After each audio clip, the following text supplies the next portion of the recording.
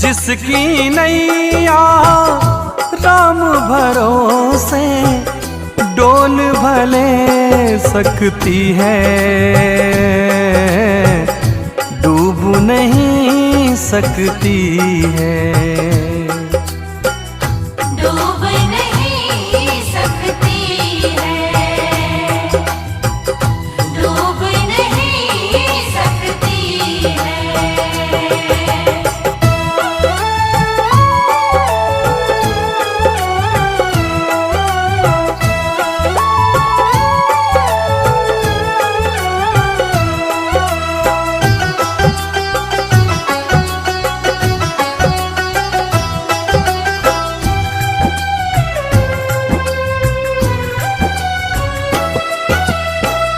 मत घबराना तू